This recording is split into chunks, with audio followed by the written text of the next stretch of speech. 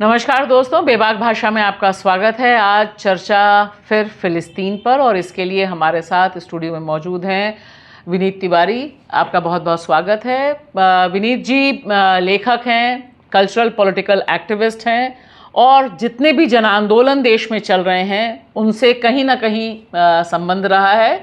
और ख़ास बात ये कि नवंबर 2025 में विनीत जी फ़िलिस्तीन होकर आए, और उनके ज़रिए हम जानना चाहते हैं कि दरअसल फ़िलिस्तीन आज की तारीख में किस तरह से देखा समझा जा सकता है। 1000 दिन बीत चुके हैं फ़िलिस्तीन पर, जो इज़राइल का हमला, जो कत्लेआम चल रहा है, उस संदर्भ में हमारी यहाँ बात हो रही है। आपका बेबाक भाषा में बहुत बहुत स्वागत है। बहुत शुक्रिया। सबसे जो अनूठी बात मुझे लगती है, उसी से मैं वही मेरा पहला सवाल है। फ़िलिस्तीन में इतना लंबा जेनोसाइड चल रहा है, 70,000 से अधिक लोग मारे जा चुके हैं, 20,000 से अधिक बच्चे, टारगेटेड किलिंग है, लेकिन फ़िलिस्तीन है कि मानता नहीं। वहाँ जो रेजिस्टेंस है, जो प्रतिरोध है, वो कभी ख़त्म होने का नाम नहीं लेता। इसे आप कैसे देखते हैं? ये इसी सवाल में ही इसका जवाब भी शामिल है कि मेरे ख्याल से इंसान की आज़ादी से जीने की चाह कभी ख़त्म नहीं होगी। और मैं फ़िलिस्तीन में वेस्ट बैंक के इलाके में था, इसलिए ये बताना ज़रूरी है क्योंकि गाज़ा जो इलाका है वहाँ पर ये जेनोसाइड हुआ है जी। और लोग यही मानते हैं, जिन लोगों को पुराना इतिहास नहीं पता है फ़िलिस्तीन के बारे में, उनको लगता है कि 7 अक्टूबर 2023 से ही ये कत्लेआम, ये विवाद जो था वो शुरू हुआ। लेकिन फ़िलिस्तीन के ऊपर जो सरमायादारों की हुकूमत है वो 100 बरस से ज़्यादा, यानी उन्होंने 100 बरस से फ़िलिस्तीन को ग़ुलाम बना करके रखा हुआ है। तो ग़ुलामी के ख़िलाफ़ लड़ने की इच्छा जैसे भारत में रही, और वो लड़ाई हम लोग अंग्रेज़ों के खिलाफ जो हमने लड़ाई की, वो लड़ाई हम लोग लड़ते रहे। कोई सोच सकता है कि हमने भी 200 साल की ग़ुलामी झेली। मैं सोचता हूँ कि 200 साल की ग़ुलामी झेली नहीं, हमने 200 साल आज़ादी हासिल करने के लिए लड़ाई लड़ी जी। तो ठीक वैसे ही हमारा 1857 फेल हुआ, लेकिन 1947 में आज़ादी हासिल हुई। तो वैसे ही मैं समझता हूँ कि आज़ादी जब तक हासिल नहीं हो जाएगी फ़िलिस्तीन को, इज़राइल के जुल्म सितम से, अमेरिका के जुल्म सितम से, तब तक फ़िलिस्तीनी लड़ते रहेंगे। और ये बात फ़िलिस्तीन के बच्चे बच्चे के भीतर गहराई से पैबस्त है। ये समझदारी वहाँ के बुज़ुर्ग को, वहाँ के बच्चों को, सबको पता है कि हमें आज़ादी के लिए लड़ते रहना है, बाकी सब काम करना है। तो आज़ादी के लिए लड़ने का मतलब ये है सांस लेना, खाना खाना, ये आपकी ज़िंदगी के हिस्से हैं। आप दुखी हो जाते हैं तो ये बंद नहीं कर देते। तो आप लड़ाई लड़ रहे हैं, शादियां भी हो रही हैं वहाँ, बच्चे भी पैदा हो रहे हैं, लेकिन लड़ाई भी जारी है। हाँ, क्योंकि मुझे ये भी देख के बड़ा हैरानी होती है कि मैराथन भी हो रहा है, पैर नहीं है, हाथ नहीं है, लेकिन फुटबॉल खेले जा रहे हैं और इंटरनेशनल मंचों पे भी जा रहे हैं। तो क्या इसका ताप आपको ज़मीन पे, क्योंकि आप बेथलेहम से गए, जेरूसलम और जेनिन गए, तो वहाँ पर भी इसका ताप दिखाई दे रहा था, आपको महसूस हो रहा था? देखिए, जेनिन जो शहर है उसको इनकलाबियों की कोख कहा जाता है। सारे जितने बड़े इनकलाबी हैं, जिन आपको अगर 100 बड़े फ़िलिस्तीनी शहीद आप चुनेंगी तो उसमें से पता चला 70-80 जो है वो जेनिन से ही निकले होंगे। जेनिन दरअसल एक रिफ्यूजी इलाका है। जेनिन नाम की जो जगह थी उसे नेस्तनाबूद कर दिया था, और फिर जेनिन का रिफ्यूजी कैंप बना। अब वो रिफ्यूजी कैंप अपने आप में इतना बड़ा है 50 साल से कि वहाँ लोगों के घरों में एसी भी लगे हुए हैं, और उनको भी तोड़ दिया जाता है। तो वो जिन घरों में अब रह रहे हैं वो एक कमरे के घर हैं। तो जेनिन से ही मैं शुरू करता हूँ कि जेनिन के भीतर भी वो जो ताप था, मैंने वहाँ बच्चों की आवाज़ें, उनकी डिपोजिशंस सुने, औरतों के डिपोजिशंस सुने, मर्दों के, नौजवानों के, और बहुत हताश आवाज़ें थीं। रोने लगते थे बीच बीच में फफक फफक करके कि, और वो रोना अपने लिए नहीं था, वो रोना गाज़ा को याद करके था, जो उनसे बहुत नज़दीक है, जहाँ वो जा नहीं सकते। या हम जो इस परेशानी में अपने आप को परेशानी में मान रहे हैं, हमसे कितने गुना ज़्यादा परेशानी में हमारी भाई भतीजे रिश्तेदार जो है वो गाज़ा में रह रहे हैं, और हम जा भी नहीं सकते और सुन भी नहीं सकते, उनकी कोई मदद भी नहीं कर सकते। तो ये जो जेनिन के भीतर है, वहाँ पर मैं जब पहुँच रहा था तो वहाँ पर रेसिंग बाइक लेकर के नौजवान वो बाइक के जो खेल करते हैं, यानी आप सोचिए कि उनके घर ढहाए गए हैं। जनवरी में उनके घर तोड़ दिए गए। अब वो जो उनके पास 2-2.5 कमरे के घर थे, अब वो 1-1 कमरों के घरों में सिमट गए और उनको दूर दूर बिखरा दिया गया है। तो एक पड़ोसी को नहीं पता कि दूसरे पड़ोसी जिसके साथ आप 25 साल से रह रहे थे, वो उसका घर कहाँ गया, वो कहाँ रह रहा है, ये पता ही नहीं है। एक स्कूल में जो बच्चे साथ में पढ़ रहे थे इतने बरसों से, वो बच्चे जो आपस में दोस्त थे, अब वो कहाँ फेंक दिए हैं इजराइल के लोगों ने, उनको नहीं पता है। तो कितना दुख और तड़प और बेवजह इस बात पर कितनी गुस्सा आती होगी कि आपको, जैसे जो सबसे कुख्यात चीज़ें हैं मैं वो बताना चाहता हूँ। जो वॉल है वहाँ की पूरे वेस्ट बैंक में, हाँ, मैं चाहती हूँ कि दर्शक देखते भी रहें, आप कुछ पूरे अच्छी फोटोज लेकर आई हैं। समझ लीजिए कि दीवारें बनाई हुई हैं जगह जगह पर। शैतान दीवारें जिन्हें कहते हैं, इविल वॉल कहते हैं, शैतान की दीवार कहते हैं। और मैं जब वहाँ से गुजर रहा था नज़दीक से, तो मुझे झुरझुरी आ रही थी पूरे बदन में, क्योंकि मैं उसके बारे में 20 साल से पढ़ता सुनता आ रहा हूँ। तो वो दीवारें दरअसल क्या है कि जब आपने जगह जगह दीवार बना दी, तो दीवार वो प्रोटेक्ट कर रही है अंदर रहने वालों को। तो जो अंदर रह रहे हैं वो भी एक तरह की जेल हो गई, यानी जो सेटलर्स हैं, जो इजरायली सेटलर्स हैं, वो भी एक जेल के अंदर ही रह रहे हैं। और जो इस तरफ दीवार के रह रहे हैं, जो फिलिस्तीनी हैं, वो भी एक जेल में रह रहे हैं। उनको एक दूसरे से नहीं मिलने देना है और उनका एक दूसरे से घृणा कायम करनी है, इसके लिए ये दीवार है। लेकिन आप सोचिए कि उस दीवार को फिलिस्तीनी लोगों ने, जो उनके हिस्से की दीवार है, उसे दुनिया के सबसे खूबसूरत कैनवस में तब्दील कर दिया है। ये मैं दिखाना चाहता हूँ कि जैसे ये दीवार है, ये वॉच टावर है जी, ये दीवार पर उन्होंने यासिर अराफात के या अपने और जो रेवोल्यूशनरीज हैं उनके चित्र बनाए हैं। ये दीवार पर एक और चित्र है जो लैला खालिद हैं, जिन्होंने हवाई जहाज़ अगवा किया था 70 के दशक में, जो PLO की मेंबर थी, उनका चित्र बनाया हुआ है। ये दीवार पर उन्होंने एक जो कूफिये पहने हुए, नकाब लपेटे हुए एक नौजवान है जो फूल फेंक रहा है उस पार, बम नहीं फेंक रहा, इजराइल की तरफ फूल फेंक रहा है वो। ये आप सोचिए कि ये क्या, ये तस्वुर मेरे ख्याल में, मैं पेंटर होता तो नहीं आ सकता था। ये 2 देवदूत दीवार को तोड़ रहे हैं, गैंती फंसा करके इस दीवार को गिराने की कोशिश कर रहे हैं ताकि लोग आपस में मिल सकें। और ये उसका एक और बहुत खूबसूरत चित्र है कि उन्होंने दीवार पर आसमान ऐसे पेंट कर दिया कि दीवार टूट गई और उस पार का आसमान दिखाई दे रहा है। क्या खूबसूरत तस्वुर है ये दीवार जो है, इस दीवार को एक तरह का रेजिस्टेंस मानते हैं वो लोग जी, कि आपने जितनी दीवारें बनाई हैं, हम इन दीवारों को ऐसे रंगीन चित्रों से जो हमारी आज़ादी के स्वप्न से जुड़े हुए हैं उनसे भर देंगे।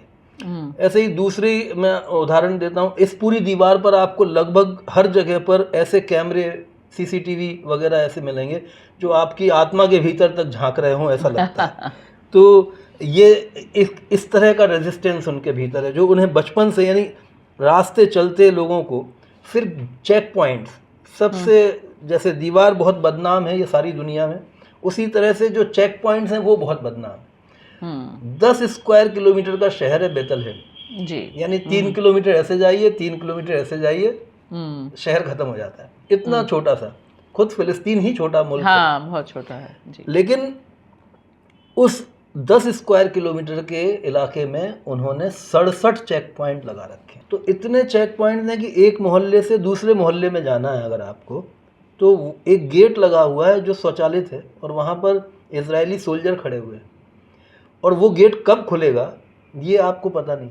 आपको कॉलेज जाना है, आपका कॉलेज सामने है, लेकिन आप ये पार नहीं कर सकते। आप 2 घंटे खड़े रहें, 3 घंटे खड़े रहें, और उसका कोई समय नहीं है, उसका कोई समय नहीं है, सब इजराइल की इच्छा पर है, और वो केवल परेशान करने के लिए, यानी आपको ह्यूमिलिएट करने के लिए।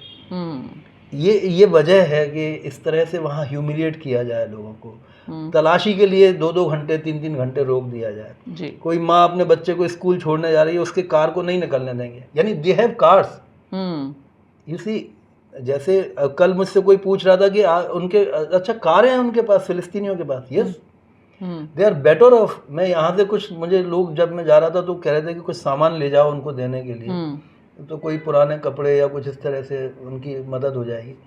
दे are better off than us. अगर उनके आप देखें तो हर तरह से, ख़ास तौर से बेथलहेम और जेरूसलम वगैरह के जो इलाके हैं, वहाँ तो टूरिस्ट, दुनिया भर के टूरिस्ट आते हैं, तो उनके पास पैसे का मुझे लगता है बेहतर आर्थिक स्थिति है। क्योंकि भुखमरी की स्थिति तो गाजा में है, वहाँ तो अब वहाँ पे तो कर दी गई है जानबूझ के, नाकेबंदी करके, सारा एड बंद करके। करेक्ट। तो जो गाजा भी था, एलान पापे बताते हैं, वो दुनिया का शायद सबसे समृद्ध रूट था। हाँ। जो समंदर किनारे का इतना खूबसूरत रूट था, जी। जो वेस्ट एशिया से यूरोप को जोड़ता था। तो इतनी सराएं थी वहाँ, इतना समृद्ध इलाका था, और उसको उन्होंने पूरा मलबे में बदल दिया। इसीलिए तो ऑलिव्स के पेड़ ध्वस्त करते हैं, वहाँ पे कंक्रीट डालता है इजराइल। जी। और लिखाई पढ़ाई, क्योंकि वहाँ पे बहुत बेहतरीन कविताएं और कहानियां भी जो प्रतिरोध की हैं वह भी हमारे सामने आ रही हैं। लगातार लोग गाजा से बाहर रहकर और फिलिस्तीन में रहकर या दूसरे मुल्कों में रहकर भी लिख रहे हैं जी, और अपने दुख को वो जिंदा रखना चाहते हैं। जैसे वो कहते हैं ना कि मैं मर भी जाऊं तो ये पतंग है जो चलनी चाहिए, उड़नी चाहिए। रिफात अल हरीर की कविता जी, जो है। जी। तो पढ़ने लिखने का मुझे लगता है कि मैं काफ़ी हद तक उसको हिंदुस्तान की, कश्मीर की याद आई मुझे जब मैंने देखा तो। क्योंकि पढ़ने पर बहुत जोर है बच्चों का वहाँ। पढ़ने पर बहुत जोर है। यानी जेनिन के भीतर जहाँ पर कि बुलडोज़र चल गए हैं, वहाँ पर वो बच्चे पढ़ रहे हैं। और उनके वैसे पढ़ाई नहीं हो सकती, तो UNRWA जो ओनरवा है, यूनाइटेड नेशंस की एजेंसी है, उसके द्वारा अपॉइंटेड टीचर्स उनको हफ्ते में केवल 2 दिन की ऑनलाइन क्लासेस देते हैं। हाँ, मैंने देखा कि वो रबल्स में, वो पूरा खंडहर में बैठे हुए हैं, वो गाजा में है। ये तो जेनिन के भीतर भी वो इस तरह से पढ़ रहे हैं। और मैं बेथलहेम यूनिवर्सिटी में गया था, वहाँ के स्टूडेंट से मिला। वहाँ करीब 80 कोर्सेज चलते हैं बेथलहेम यूनिवर्सिटी में। हाँ, और बेथलहेम यूनिवर्सिटी को फंड करता है वेटिकन। अच्छा। क्योंकि बेथलहेम के भीतर ईसाइयों का, हालांकि बेथलहेम के भीतर मुश्किल से 1000 ईसाई बचे होंगे अब टोटल आबादी के भीतर। वहाँ बेथलहेम की आबादी में 1000 ईसाई बचे होंगे, और बाकी 99% जो है वो मुस्लिम है। तो बेथलहेम के अंदर भी, यूनिवर्सिटी में भी 90% से ज़्यादा मुस्लिम बच्चे पढ़ते हैं। अच्छा। तो उनसे मेरी बात हुई, मुलाकात हुई, तो वो भी मतलब ये चाहते हैं कि भले हम बाहर चले जाएं या हम यहाँ रहें, लेकिन हम पढ़ लिख लेंगे तो अपनी बात को कह पाएंगे कि हमारे साथ जो ज़्यादतियाँ हो रही हैं, इन कहानियों को हम कह पाएंगे। और दूसरी बात ये जो मुझे महसूस हुआ जब मैंने वहाँ पर लोगों से बात की कि हमें इमदाद नहीं चाहिए, हमारी मदद इसलिए मत कीजिए कि हमसे आपको कोई सहानुभूति है। हमारी मदद कीजिए तो इसलिए कीजिए कि इंसानियत पर अगर आपको एतबार करना है तो आप हम सोचिए कि फ़िलिस्तीन के साथ में रहना है। अच्छा, वो दया भाव नहीं है। नहीं, बिल्कुल भी नहीं। और पैसों की मदद से तो मना कर देते हैं वो लोग, ये नहीं चाहिए हमको। क्योंकि ये मुझे नहीं पता था, एक जैतून का पेड़ लाखों डॉलर की कीमत रखता है। एक जैतून का पेड़ करीब 3000 साल जिंदा रहता है, और हर साल वो फसल देता है। अच्छा, क्योंकि यहाँ पे हम बैठ के जब देखते हैं कि इजरायली जो सेना है वो जैतून के पेड़ों को पे कंक्रीट डाल रही है, उनको उखाड़ रही है, तब ये समझ नहीं आता कि दरअसल वो उनकी इकोनॉमी को चौपट करना चाहते हैं। और वो केवल यही नहीं, वो वहाँ का वेजिटेशन बदल देना चाहते हैं, वो वहाँ का हैबिटेशन बदल देना चाहते हैं, यानी डेमोग्राफी, यानी अरब लोग वहाँ न रहें, बाकी दुनिया भर के लोगों को ला करके बसा दिया, वो सेटलर्स बनाई है, सेटलर्स कॉलोनी। ठीक वैसे ही वो वहाँ पर ला करके पाइन ट्रीज लगा रहे हैं जो यूरोप में लगे हैं। वो वहाँ पर जो फिलिस्तीन का या अरब का जो आर्किटेक्चर था वो था टॉम्ब लाइक स्ट्रक्चर, ऊपर ऐसा गुम्बद रहता था, उसको उन्होंने स्लोप ढलवा बना दिया जैसा यूरोप में रहता है। तो जितने सेटलर घर देखेंगे आपको वो स्लोप वाले हैं, उसमें स्विमिंग पूल है। मतलब एक बात ये बहुत ज़रूरी है जानना कि जो मैं एक इलाके में गया था जो जॉर्डन के नज़दीक का इलाका है, जो जॉर्डनियन रेगिस्तान का इलाका है जी। ये दुनिया के सबसे ज़्यादा सूखे इलाकों में से एक है, जहाँ पर पानी लगभग ना के बराबर गिरता है। अच्छा। हाँ, और यहाँ हज़ारों फीट नीचे ज़मीन के अंदर का अंडरग्राउंड वाटर जो रहता है वो मौजूद रहता है, और वो दूर दूर तक अगर आप नज़र डालें तो केवल रेगिस्तान नज़र आता है। वहाँ उस रेगिस्तान में अरबी नोमेड्स घूमते हैं। अच्छा। जो अरबी बंजारे आप कहते हैं, उनको वहाँ बेदुइन कहा जाता है। जिनको हिंदुस्तान में लोग बद्दू भाई कहते हैं, तो बेदुइन्स जो हैं वो वहाँ के बंजारे हैं, आदिवासी हैं, रेगिस्तानी आदिवासी, उन्हें पता रहता है अपनी ट्रेडिशनल नॉलेज से कि पानी कहाँ होगा। उस पानी के बारे में मारपीट करके बेदुइन्स से जानकारी ले ली गई, या आप समझ लीजिए कि बेदुइन जहाँ हैं वहाँ पानी का ठिकाना है, ये उनको इजरायली सेटलर्स से भगवा दिया गया, मारपीट करके सारे बंजारों को खदेड़ दिया गया, और वो पानी वहाँ से निकाल करके इजराइल स्विमिंग पूल बनवाने के लिए सेटलर्स के लिए ले जा रहा है। मतलब आप ये केवल फिलिस्तीन के लोगों का नहीं, ये पूरे धरती की संचित निधि है। हजारों वर्षों में पानी इकट्ठा हुआ है, वो वहाँ से चुरा रहे हैं, लूट रहे हैं, वहाँ की मिट्टी चुरा रहे हैं, उससे टाइल्स बना करके सारे यूरोप को और वेस्ट एशिया को इजराइल सप्लाई करता है।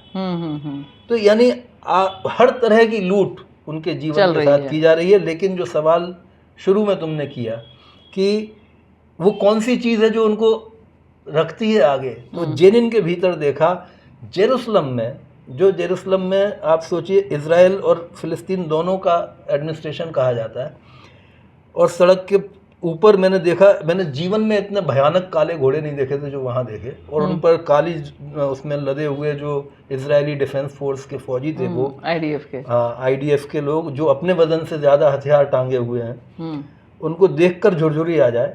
और वहाँ उसी सड़क के इस पार जो एक चर्च के अंदर सभा चली, उस सभा में जो छोटे बच्चे थे 6वीं 7वीं क्लास के, उन्होंने एक नृत्य बैले प्रस्तुत किया, फलस्तीना फलस्तीना, जिसमें वो आकर के अपनी आज़ादी की लड़ाई लड़ने का गाना गाया। और मुझे लग रहा है कि आवाज़ बाहर पहुंच गई तो लेकिन लोग ऐसे लड़ रहे हैं। And last but not the least कि इजराइल के भीतर इजरायली लोग भी फिलिस्तीन के हक के लिए लड़ रहे हैं। ये एक बहुत इंपॉर्टेंट पार्ट है।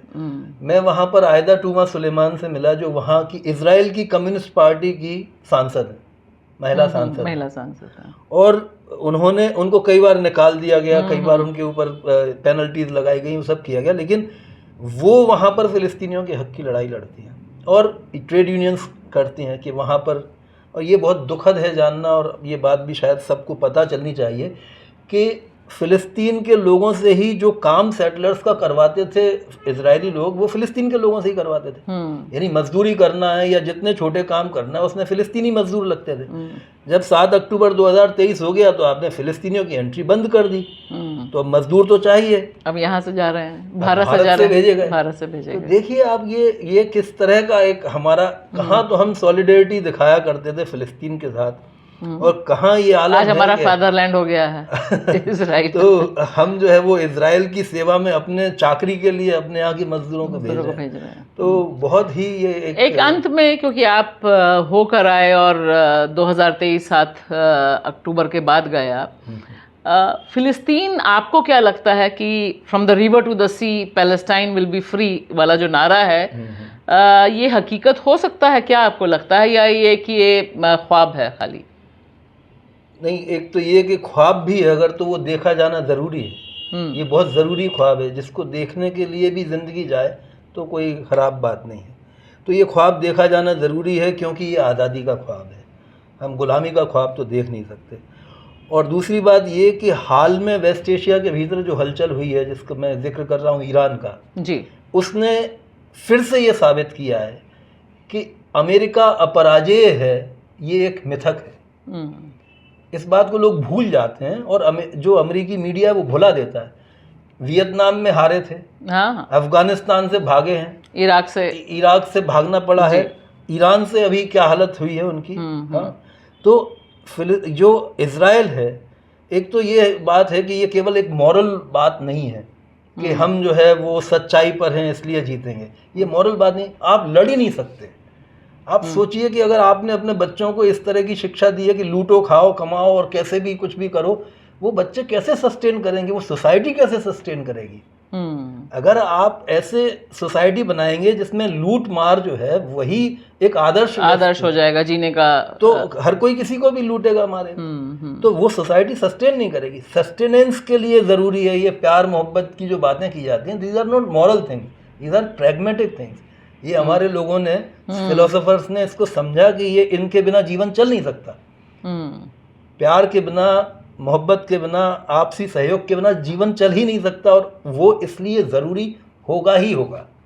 इज़राइल वो इज़राइल नहीं रह जाएगा, ये बात तो वैसे ही तय है। क्योंकि अभी वैसे भी जो ईरान के बात है कि मोस्ट हेटेड कंट्री है, अमेरिका को भी दुत्कारना पड़ रहा है, गालियां देनी पड़ रही हैं इजराइल को, और खुलकर ये भी सामने आ गया कि इजराइल अमेरिका के बिना, मतलब ये मैं नहीं कह रही, हम तो जानते ही थे, जेडी वैंस मतलब अमेरिका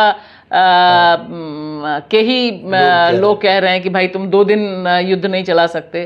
तो इससे आपको लगता है कि फिलिस्तीन की आज़ादी का सपना और मजबूत होता है? बिल्कुल बिल्कुल मजबूत होता है। मतलब आप ये देखिए कि ज़ोहरान ममदानी एक फिनोमेना, अब एक शहर का मेयर देश का तीसरा सबसे बड़ा लोकप्रिय राजनीतिक व्यक्तित्व बन जाए, न्यूयॉर्क का। हाँ, जी। तो वो कैसे होगा? वो इसलिए हुआ क्योंकि उसने सही का साथ दिया। आप देखिए कि वो फिलिस्तीन के हक में खड़ा हुआ है। आप अभी फुटबॉल का सीजन चल रहा है, देखिए आप दुनिया भर के लोग, सारे टीम्स के लोग फुटबॉल आप विंबलडन के भीतर देखते हैं, तो फिलिस्तीन के साथ खड़ा होना, जैसा मैंने कहा कि ये इसलिए नहीं कि फिलिस्तीन के साथ हमदर्दी की बात है, फिलिस्तीन के साथ खड़ा होना इस बात का सबूत है कि आप मानवता के पक्ष में हैं, और अंततः मानवता जीतेगी, ये यकीन तो हमें करना ही होगा, चाहे एटम बम बने, चाहे कुछ भी बने। तो चलिए, तो इसी के साथ हम अपनी बात ख़त्म करते हैं, और ज़रूर ये जो वहाँ पर रेजिस्टेंस है ये ज़िंदा रहे, और दुनिया भर में इसकी गूंज जानी चाहिए, और हमें, आपको और तमाम लोगों को फ़िलिस्तीन पर लगातार बात करते रहना चाहिए। शुक्रिया, बहुत शुक्रिया।